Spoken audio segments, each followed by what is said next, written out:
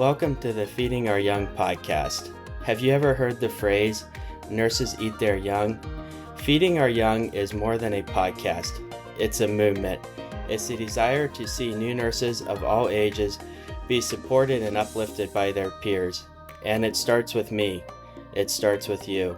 So join host Eric Miller, registered nurse of nearly 20 years and adjunct clinical instructor, and today's honored guest, me, Kendall Martin, and be ready to have your life uplifted so you can, in turn, uplift others.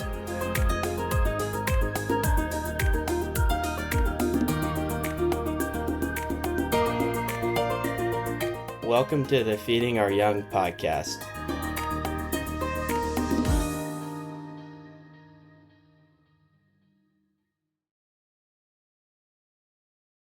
Hello and welcome to this episode of the Feeding Our Young podcast.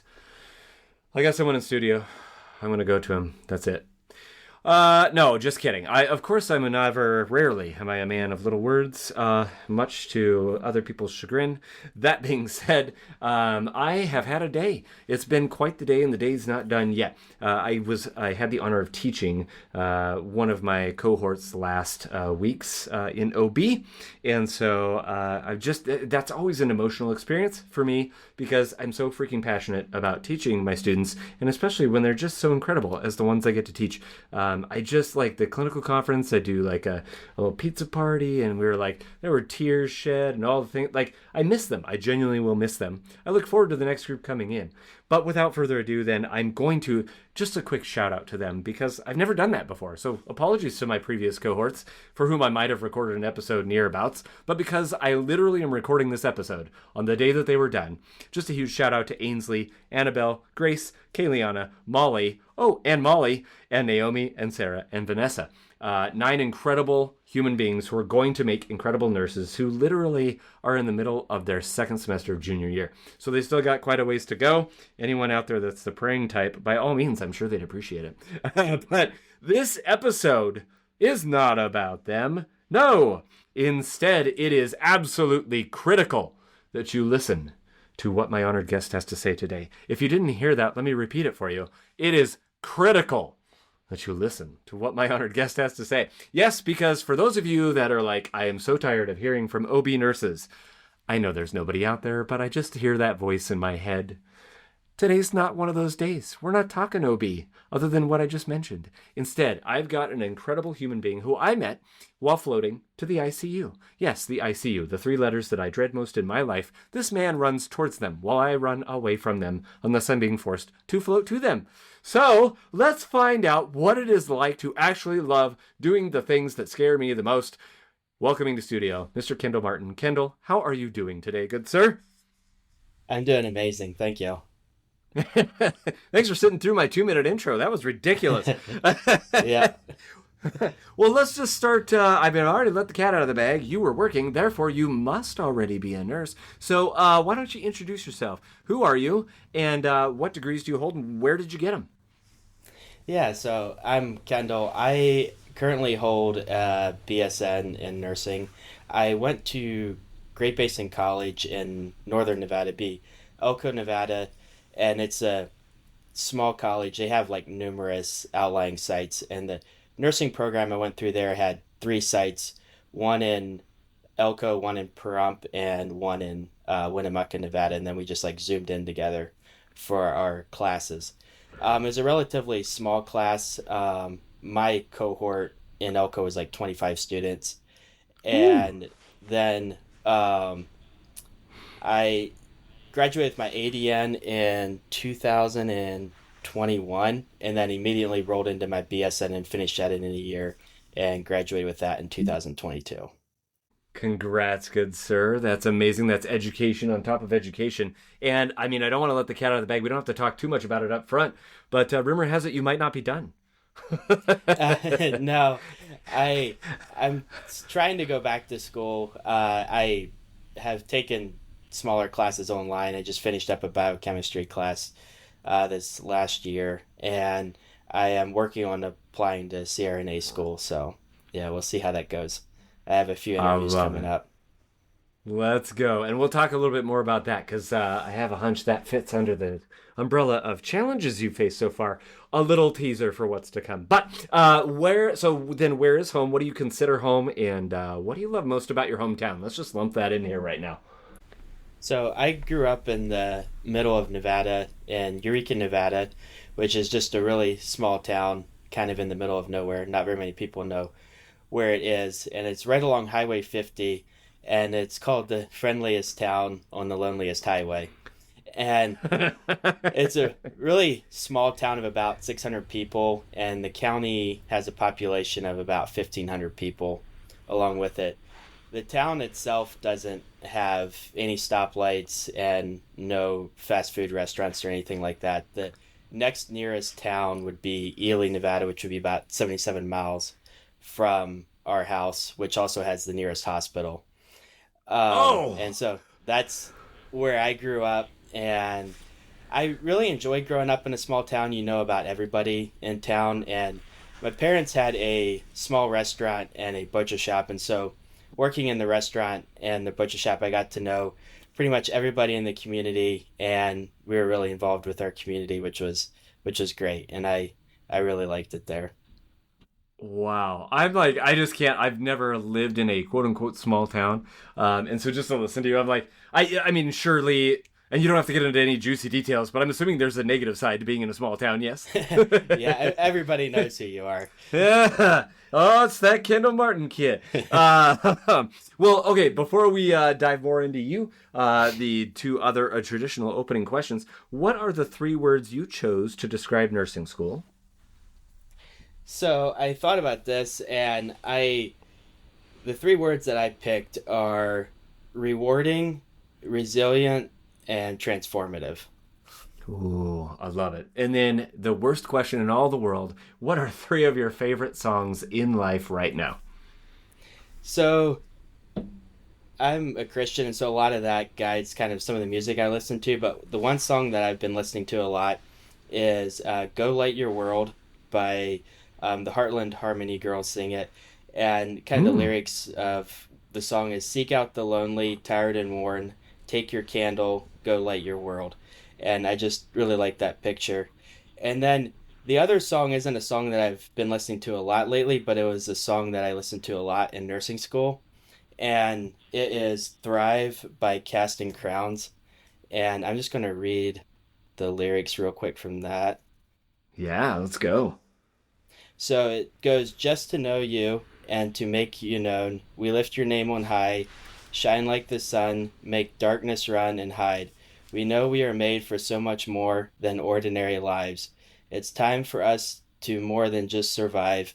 We were made to thrive." And that was kind of my, for nursing school, I wanted to do more than just survive and be ordinary. I wanted to thrive. And so that was kind of my song for nursing school. And then I'm kind of cheating on the last one, but I had two songs I wanted to put together. They're both by Granger Smith, and the one is "Buy a Boy a Baseball," and the other one is "I Kill Spiders." And I really like those two songs because "Buy a Boy a Baseball" just brings back childhood memories of playing catch with my dad at home and playing baseball. And then "I Kill Spiders," I really like his that song and the relationship he paints between a dad and his daughter, and it just kind of gives you a vivid picture. So those are my Oh, songs. Yeah. oh. Well, first of all, we here at Feeding Our Young make our own rules. So yeah, those are great three songs that you chose. Uh, we do whatever we want around here. Some people are like, here's I don't listen to music. Here's my podcast that I like listening to, and here's the books I like listening to. So who cares? But I love that, and I that actually leads, I guess, right into the first getting to know you question. And everybody's gonna go, I know where you're going with this, Eric, and I know what his answer is gonna be. No, you don't. There's actually more than one little bit to that answer. But you responded to the prompt, who inspires you? Yeah. So when I think of people that inspire me, I don't necessarily think of just one person. Um, I think of people that come to mind that inspire me are people that work to the top of their profession, uh, that are performing at a top level in whatever field they're working, whether it's a paramedic, nurse, doctor, those that strive to do more than just than just the bare minimum. And also, kind of along with that, my family inspires me. My parents, I have an awesome mom and dad that were great examples for me, and they inspire me. And then, kind of another general idea that people that inspire me is dads who do an amazing job at being fathers, and just seeing how they raise their children just really inspires me. And going back to kind of people that inspire me, and early on in my EMS career, I got into listening to podcasts, and one person in particular, Flightbridge Ed, which Eric Bauer hosts that show. And going the whole way back to the beginning of his podcast, he did a podcast on cellular respiration, and he just inspired me to want to learn things at a much deeper level, and to have an understanding of pathophysiology and why we do what we do. And even as a EMT going to advanced EMT school, and even though a lot of it was kind of above what I was learning, I still wanted to learn as much as I could. And I've taken that with me from EMS and into nursing school, and where I work today as well. So we're going to circle back around to that because I'm very excited to it's so cool that that someone out there that you have no connection with whatsoever inspired you along your career path. And we're going to talk about that career path. But part of that I want to add to this, and the other get to know you question, and it's going to inform everybody exactly the person we're dealing with here. And that is, what is your superpower? So I don't know if I would necessarily call it a superpower. It's something that I've had to learn. But I have learned to be comfortable with being uncomfortable. And over time, I started out in EMS, and as a new EMT, I was super uncomfortable with some of the situations I was put in. I was like, I do not know what I'm doing. And I, I just learned to work my way through it. And same with nursing school. I was a first generation college student, and I had nobody really to walk me through that. And so I remember walking into the college, telling them what I wanted to do, and just also being uncomfortable with that. And it's just kind of, as long as if you're staying where you're comfortable, you're never going to grow. And it's all about putting yourself out there and getting uncomfortable and learning to be okay with that. So you mean to tell me that that feeling of not knowing what you're doing is not exclusive to nurses? No, no. So we're going to dive into that a little bit more too. But before we get off the subject of being uncomfortable, which I feel like is going to kind of underscore everything you're about to tell us, but being in situations where you're uncomfortable and how that leads to growth. Where you went somewhere recently, where was that, and what did you do? Because that to me did not read like a comfortable trip. No, so I went down to Mexico about 2 weeks ago, 3 weeks ago. I was down there for 10 days, and I went down there as part of a work project, and I didn't know what all I was getting into. But I ended up spending quite a few days at an old people's home there. And when I say old people's home, it's not what you think of as far as in the States. It was an old people's home basically where people went to get off the streets, and had nowhere else to go. And I don't know how to paint a picture, but the easiest way to paint a picture is you had an outdoor courtyard, and then you had these little rooms off to the side that housed about as many people as they could hold. You would have beds like stacked beside each other, and a small room with about 6 to 8 people in it that would sleep in there. And then they ate and did everything else in the courtyard. And it's in Tijuana, Mexico, so environment wise, it there's a lot. It's not like it was cold like it is here, but just the smell. You can't explain the smell, but it was just, it smelled so bad. And the rooms, they had to have bed bugs. And we were initially, me and a friend of mine were patching drywall holes. The drywall there was like very flimsy, and they had quite a few holes at the baseboards and stuff where it got kicked in. And so we would go around cutting them out and then putting new drywall in. and then girls were coming through and then repainting the rooms and everything. But 2 days I ended up, this was the part I was not expecting to get stuck with, but I ended up, they found out I was a nurse, and then they were like, "Hey, do you want to help shower some of the old people and that can't shower themselves?" And so I was like, "Sure." And honestly, I found it in some ways to be the most rewarding part of the trip. As weird as that sounds, because you take someone that was super dirty and clean them up, and they felt so much better at the end when you were done. And there have been quite a few that I probably hadn't had a shower in like 3 months, and Mm. so that it was honestly like very, yeah, humbling and rewarding experience, and it makes you realize how much you have, and how grateful I am for what I do have. No kidding. I mean, I remember that takes me back to a couple of our Mexico mission trips when I was in youth and all the things. And I didn't grow up in the church or anything like that, but when I was in youth group, man, I was like, let's go. Like I'm all in.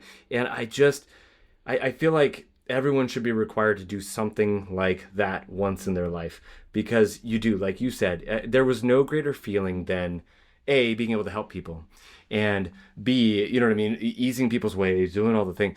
And then you come back across the border and you see that American flag and you're just like, okay, you know what I mean? I'm not trying to get ultra patriotic, and I know Yeah. patriotism means so many different things to so many different people here in 2026.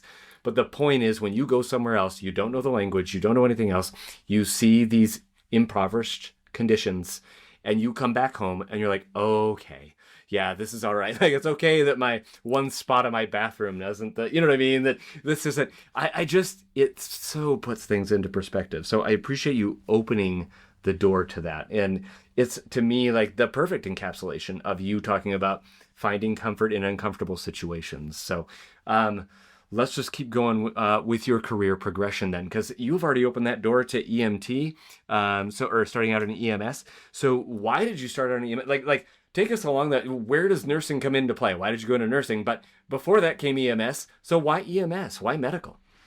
Yeah, so when I was young, I growing up, I always had a fascination with ambulances, and I whenever we drive by an accident, I would always stare as long as I could at the scene and just wonder what was going on. And every time an ambulance would go by with their lights and sirens, I just wonder what was going on in the back of that ambulance. And so, like I mentioned, I grew up in a really small town, and when I was 19, the Eureka County had its own EMS station. It was separate from the fire department, and they were comprised pretty much 100% of volunteers, except for the director, and they had one paid advanced EMT, but everything else was 100% volunteer. They put on an EMT class, and so I immediately jumped at the opportunity, and I had no idea what I was getting into. I thought I was taking a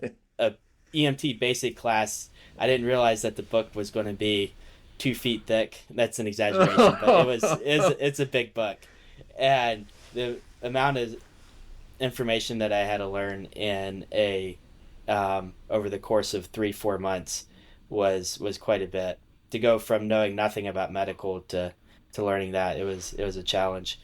And so I started out I working for Eureka County EMS, and we weren't busy. We probably ran about 100 120 calls a year. So about two a week is what it came out to. And the difficulty was we were really far from a hospital. So, like I had mentioned, Ely had our closest hospital, but that hospital was so small we didn't really transport to it. The hospital we Mhm. transported the most to was in Elko, Nevada, which was 110 miles away. Ugh. And so I would work all day, and then I get home at night, and I'd have my radio at home, and sometimes it'd go off at like 9 10 o'clock at night, and then I'd get up, and we did fly a lot of patients, but if weather was bad, or they just didn't need to be flown, but they still need to go to hospital. So you leave for the call at 10 o'clock at night and you get back home at like 2 in the morning, from just one call. So it made for Wow. some interesting times and interesting situations. Um, but yeah, and I volunteered there for quite a while, and I just found I wanted more. I didn't like how few calls that we went on, and I felt like I never really got good at being an EMT. I did just enough to be okay, but I wasn't just running a ton of calls. So I started volunteering with Elko County Ambulance, and I would drive up there and do work a 24-hour shift or a 48-hour shift with them, and knew I wanted to go farther, so I got my advanced EMT. And then soon after I got my advanced EMT, I was hired on full time by Elko County Ambulance, and I did that for a year. And during that time, I was unsure of what all I wanted to do. I was thinking I was wanting to go farther and become a paramedic, but so at the time, I actually applied for paramedic school and was accepted. And during my time there with Elko County, I realized I wanted to get more into critical care. I really enjoyed when we took care of ICU level patients, and also we worked really closely with the flight companies there because we also flew a lot of patients out. Yeah. And so I ended up talking to one of the flight nurses and getting his perspective on what nursing was like and his pathway to becoming a flight nurse. And after talking to numerous nurses and numerous paramedics, I decided I wanted to go the nursing route for a couple of reasons. One was I wanted to work specifically in critical care and have the opportunity to work in an ICU. So obviously, you need to be a nurse to do that. And then second is as a paramedic, there are good jobs out there, but they're usually pretty competitive and they're kind of few and far in between. And you can't necessarily move anywhere and have a good job as a paramedic, whereas a nurse you can move basically anywhere and have a relatively good job. So that True was story. another reason that I decided to go nursing. And the other reason too was I decided if I didn't want to do flight or I wanted to do something else, nursing gives me a lot of other avenues to go down, education wise. The problem with paramedic is you get your paramedic license, but then after that there's no pathway. Some paramedics go into PA school, some paramedics go into medical school if they want to go farther, or you can get into management, but there wasn't like a clear pathway farther than after you're a paramedic. So those were kind of some of the reasons I decided I wanted to become a nurse. And one of the I distinctly remember this scenario, that also inspired me to want to become a nurse. We had brought a patient, I forget the exact scenario, but we had brought a patient into the ER, and we ended up flying that patient out later, with the local flight company. And before they were going to fly that patient, the patient needed to be intubated. And the I knew the flight nurse really well, and the flight medic was one of the paramedics that I worked with on the ground before he went to fly. And the ER doctor just handed the patient over to that flight medic and flight nurse and told them to intubate and if they needed anything to come get her, but she just left it in their hands. And just watching them go through step by step, clear communication on how they were going to handle this patient. And the flight nurse wanted to intubate because they don't have as much experience intubating prior to flying as medics do. So they came up with a Mm. game plan. The flight nurse said, I'm going to go in, I'm going to do one attempt, we're going to pre-oxygenate appropriately, and I'm going to make one attempt. If his sats drop below 92%, I'm going to come back out, we're going to rebag the patient and get his sats back up, and then the paramedic was going to intubate. Then flight nurse ended up doing a phenomenal job intubating the patient, and they were transported the patient to University of Utah. And that just seeing that just inspired me to be a flight nurse, and that kind of changed since then. But it also inspired me that I wanted to get into nursing as well. So yeah. Wow. I mean, that not only, I mean, sounds like that moment like crystallized for you, like this desire to seek more, whatever that looked like. You know, in the time you said it looked like flight nursing, right? But instead you're like, that's since changed. But you're looking at that and going, I can do this. I can do this. I can do, you know what I mean? I can go farther than I've been, where I'm at, and all of that.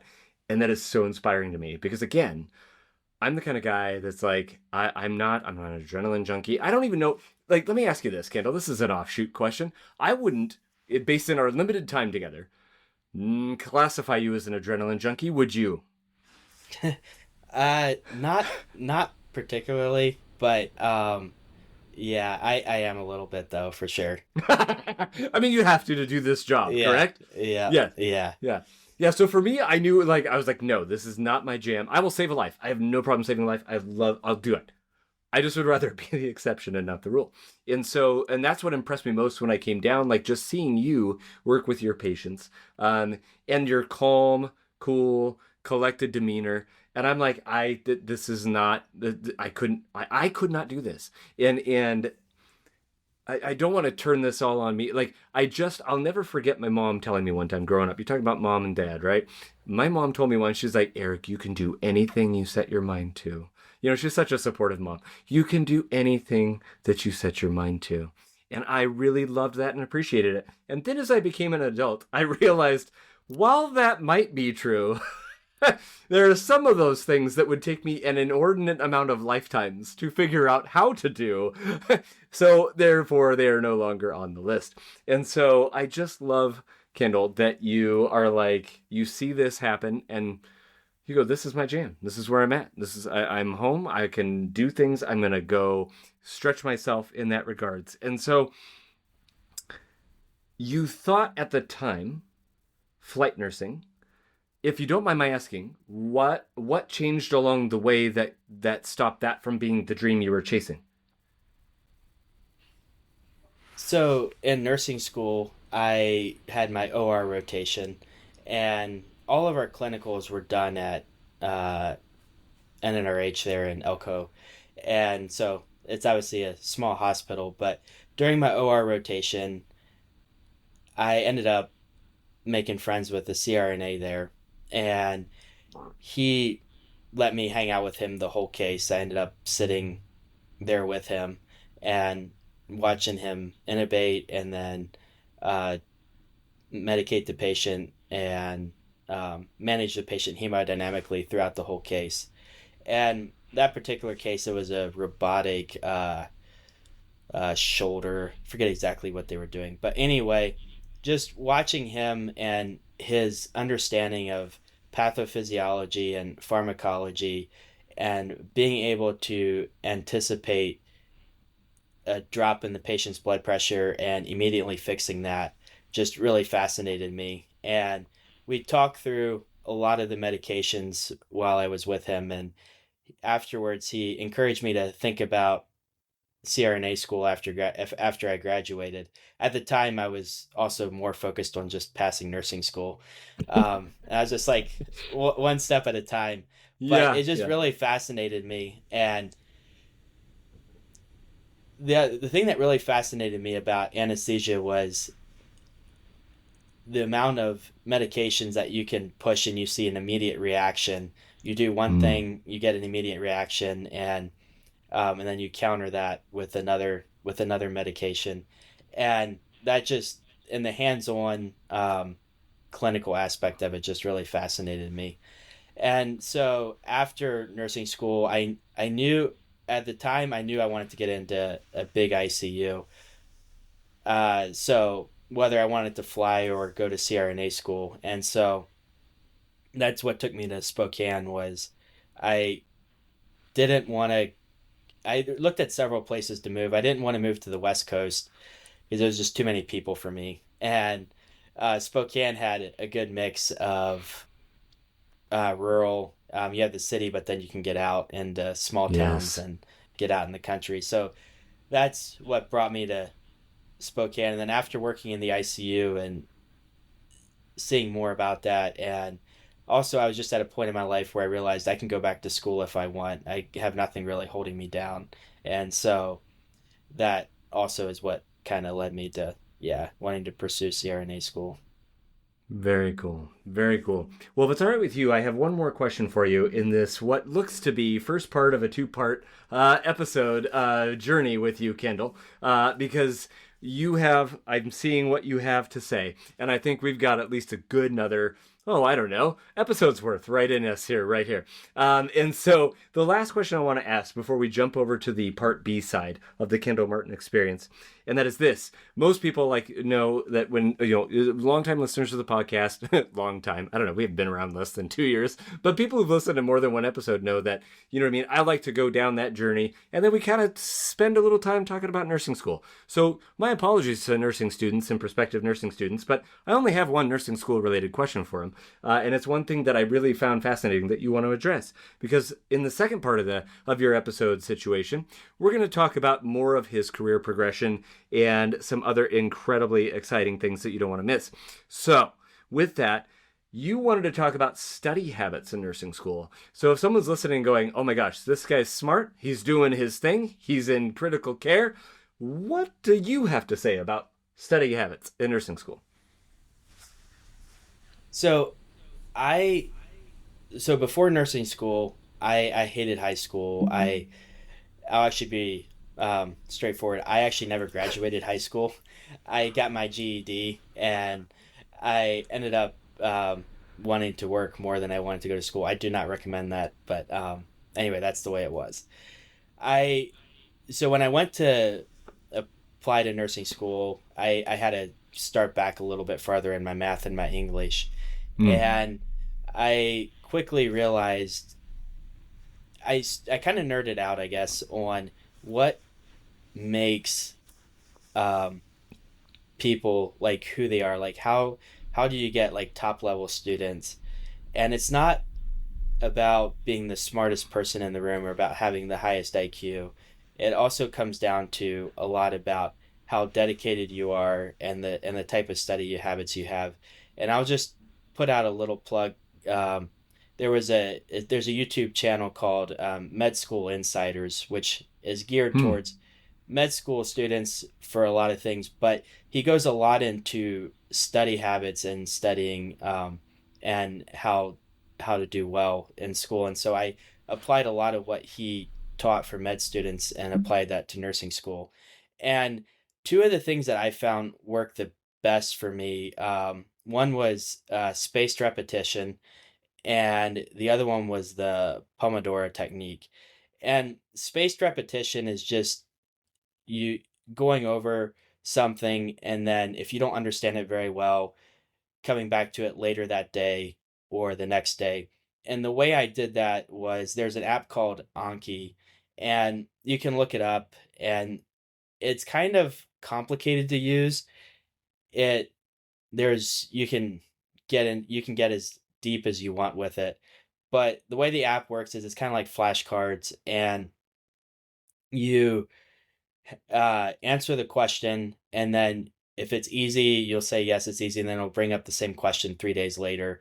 If it was hard, it'll bring it up that afternoon again for you, and you just go through the app, and you have to make all your own flashcards. But that was one thing that helped things really stick for me. And then the other one, the Pomodoro technique, is just a fancy word for kind of talking about time and studying. What it is if you sit down and you're like, I'm just going to study all afternoon, that generally doesn't work. You get sidetracked. You do, yeah, it just doesn't work out very well. So, what the Pomodoro technique emphasizes is setting a timer and being like, okay, I'm going to sit down and I'm going to study for 30 minutes, or I'm going to study for 45 minutes, generally less than an hour, but whatever time frame you feel you need. And you just focus 100% on that. And then after that, your timer goes off, and you can give yourself like a 15-minute break. Often the way I practiced that was I'd be in the library, and I would sit down, focus on studying for 30 to 45 minutes, and then get up and kind of walk around the library for about 15 minutes and then go back and focus. And I found I got a lot more accomplished that way. And then kind of another thing that goes into studying, there is a lot of memorizing that you have to do in nursing school. But one thing that I found helpful for me was always trying to see if I could understand a why behind it. And it all comes kind of back to pathophysiology, but if you can understand the why in pathophysiology, and then if you're come to a question that you're stumped on, if you understand the why, you can usually work your way through that question, and then you're able to answer that or have at least an educated guess. And so it's not, and there honestly isn't a way around memorizing too. There's some things that you just have to memorize, but if you can understand the why behind it, that'll help a lot more as well.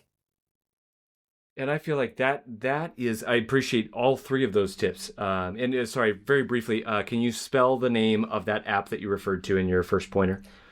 Anki, it's spelled Anki.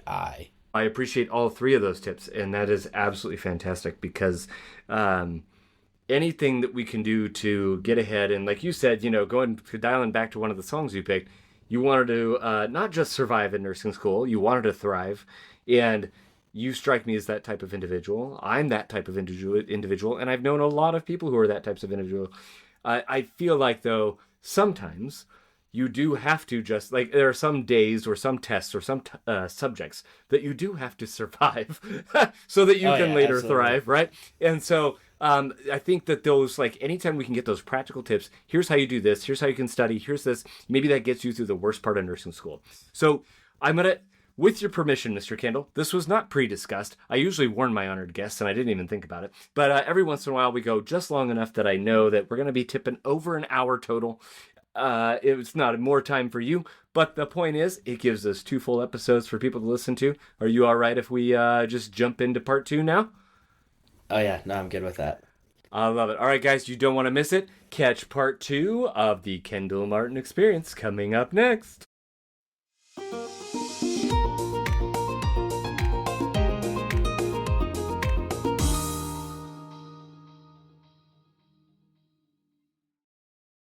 Here's what's happening on the next episode of Feeding Our Young.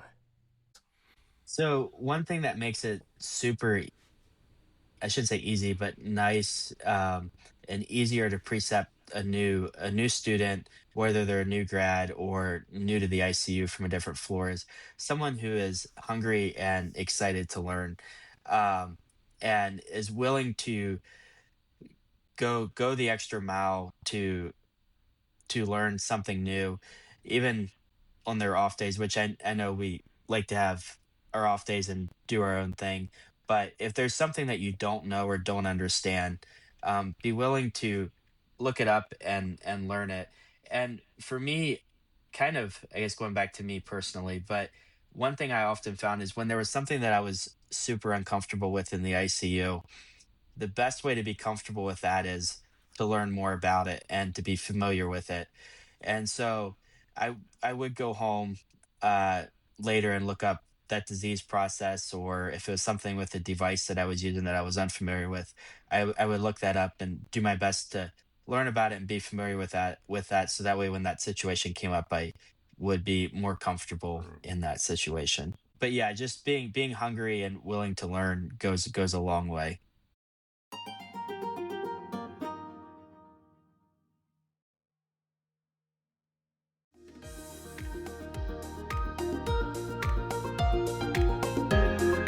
Did you like today's episode of Feeding Our Young? Want to know more about the Feeding Our Young movement? Check out our website at feedingouryoung.org. Would you like to be featured on a future episode? Maybe have Eric bring his unique brand of encouragement to your nursing students or nurses? Please text us at 509-666-5636 or email us at info@feedingouryoung.org. We're so excited to have you return to hear our next honored guest. Be sure to follow us on YouTube, Instagram, Facebook, and TikTok at Feeding Our Young LLC. Again, that's username Feeding Our Young LLC. Until next time, be encouraged and go find someone to encourage today.